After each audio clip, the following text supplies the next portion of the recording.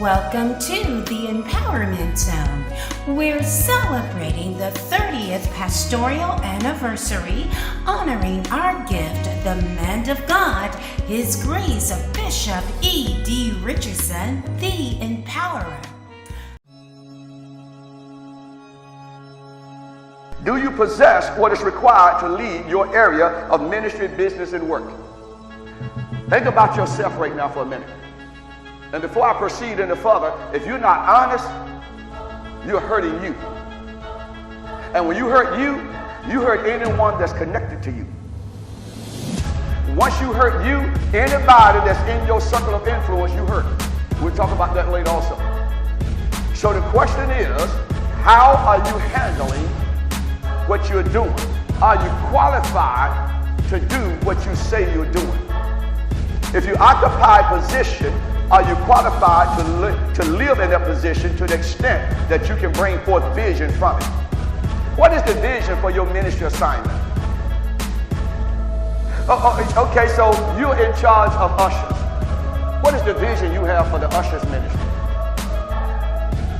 Well, everybody be in their black and white on Sunday. Really? That's your vision? Well, somebody just stuck you in a place. You have no vision for the ministry. How are you training the ushers? How often do you meet a year? How often do you have training sessions?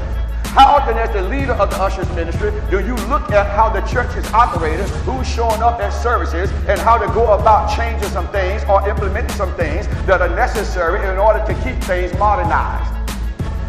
I mean, I could really rattle off a list of questions as long as my hand concerning ministry, business, career, family, finances, you name it. Because every one of those areas, every one of those places requires a visionary leader in order to advance and be productive.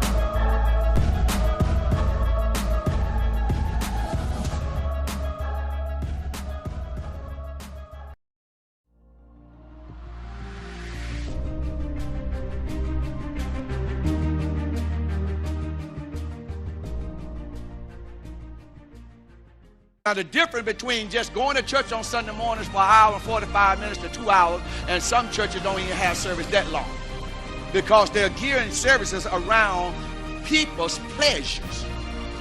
And the Bible is clear on that. Paul told Timothy in the last days, he says that they will become more lovers of pleasure than lovers of God. And we're seeing that, get this now, we're seeing that right now amongst those that name the name of Christ. But this 21st century is a carnation church.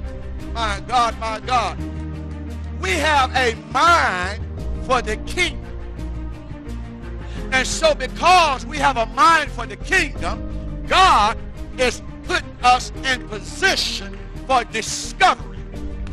So the church is the elect of God that has already been chosen or selected by God to be his children.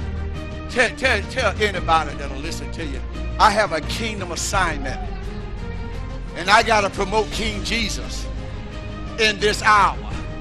But not only that, I'm a Zonite. That's if you're a Zonite.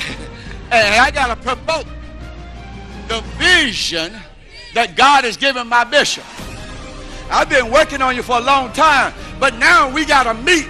We got to meet now in another place. Get this now, not literal location, but spiritual location. So now we got to come to Hebron, if you will. Let me just use Hebron. That's a natural land. That's a natural geographic location. But let me draw a parallelism and say now this 21st century Issachar nation, your Hebron now is another place of how you see, how you think, how you act, and what you do, because now you got to promote something. This is pushing a kingdom agenda up to another dimension. And watch this, and placing it where it belongs now.